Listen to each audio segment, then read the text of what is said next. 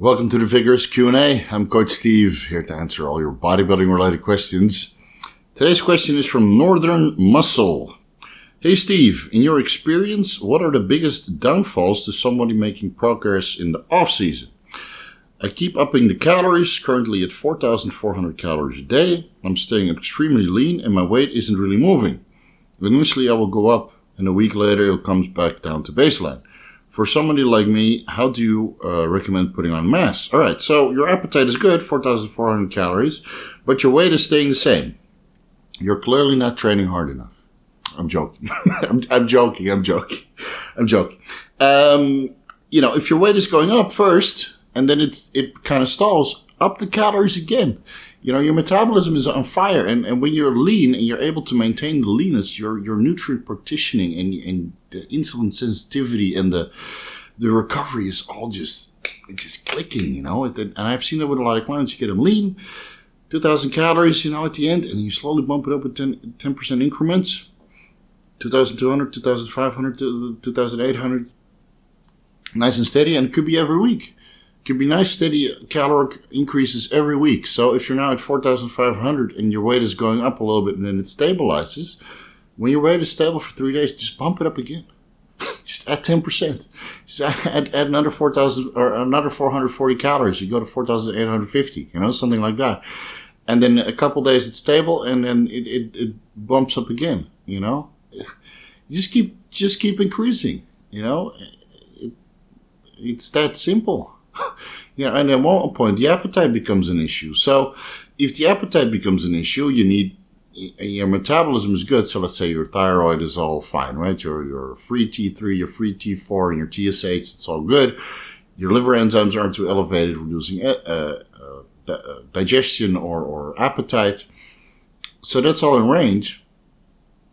You might have to just bump up the calories a little bit more and go to liquid meals, or use some probiotics to help with the digestion because, something like a pineapple, for example, or a papaya, it has enzymes to break down proteins. So now you can process that faster. You can also take digestive enzymes to promote the absorption of everything, right? You have, this like broad spectrum digestive enzymes that basically digest everything. And when you're bulking, you're on a decent amount of protein, fats, and carbs, vegetables, and that kind of stuff. So, you might want to go to liquid meals and add a little bit of probiotics, or digestive enzymes to help with the digestion process. And that should be able to get you up to 5,500 calories. At that point, when the appetite becomes a limiting factor, then you're going to have to look at something like an insulin to shuttle it into the muscle. And you can do it with the Lantus insulin, a long-acting one, because 5,500 calories is a decent amount of carbohydrates, and the human body wasn't really meant to eat that much food all the time. As long as your insulin sensitivity is good, I don't see a problem with using Lantus to help partition the nutrients and shuttle that into the muscle. And as long as your strength and appetite is still on par, your strength is increasing and your appetite is enough to get the 5,500 calories in, then the Lantus will partition that and deliver that to the muscle tissue. And then it's just the sake of maintaining insulin sensitivity. And at one point you might lose it. Eating that many carbohydrates or that many calories, you do a mini cut, or you just see that your body fat levels go up a little bit. Okay, you do a mini cut, 2-week mini cut, drop the carbs by half, you remove the Lantus, maybe you use metformin to increase insulin sensitivity. You'll gain your appetite back for sure. Because after like 4, 5, 6 months bulking, or maybe only 2 months, your appetite is, it's a struggle, man. It's like a job. So that mini cut, you will be very welcoming. We're eating less and you finally feel excited and motivated to eat again. So let me see what you look like. Northern Muscle. Oh, you look really, really good. Oh, you're part of the Facebook group. All right, you could have asked me there. In this case, just keep eating, and you look good, buddy. Just keep increasing the food. It's when I was younger, I could eat a mountain of food and not gain much weight because your metabolism is so good. So I'm not sure how old you are, but you're probably early, mid-20s or something. When you're a little bit younger, you can eat a mountain of food and you just burn through it all. So if you really want to put on weight, you're just going to have to eat more food and then make sure your appetite stays good. And when the appetite goes down, you have to optimize digestion with probiotics or digestive enzymes. And when that doesn't work anymore and you feel a little bit full all the time, maybe a little bit bloated, that's where the insulin comes into play to help with the partitioning of the nutrients, and deliver that to muscle tissue.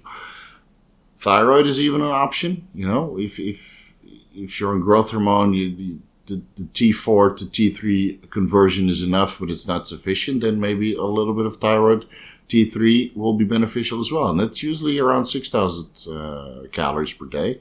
And hopefully you're already a freak by that time. And you don't need to put it in. But, that's the realities of off-season. And if you're staying lean, you're clearly not eating enough. Or your body's not utilizing it. That could also be the case. So, some people don't absorb fat that much. Maybe you have a gallbladder issue that's undiagnosed. You might want to look into like an ox bile supplement to help with the digestion of fats. So you'll have to see what is if there's a limiting factor in your digestion.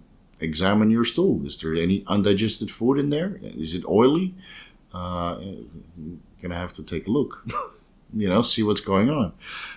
So if you have oily stool, there might not be enough bile in your digestive tract. You maybe have a gallbladder issue. So a supplement like ox bile or some sort of lipase supplement that helps with the breakdown of fats, that will increase the fats and that will increase your recovery. And of course, the hyperplasia needs fats as well. Might make you fat also, but at least you'll be able to absorb the fat-soluble vitamins. You're going to have to optimize this process. You have to look at it from many different angles. And once you find out which angle was the limiting factor, you will see that you will grow reasonably fast because you just solved an issue, whether that's digestion, absorption, delivery of nutrients to muscle tissue, insulin resistance. Go at it with a troubleshoot mentality, and once you figure it out, your weight will go up fast, pretty fast, because you solved the issue that was causing it. And otherwise, just keep eating. That's how I got big. Just keep eating, and then you do your macros, and 6,200 calories. No wonder I use so much toilet paper. All right, I hope that answers the question. If anybody else has a question, you can ask me on the Vigorous Q&A at the end of the month, or through the private Facebook group, or the PPQ service paper question. Yeah, all the details are right below in the description field of every YouTube video. Coaching and consultation is always available. Thank you guys so much for watching, and I'll see you in the next video.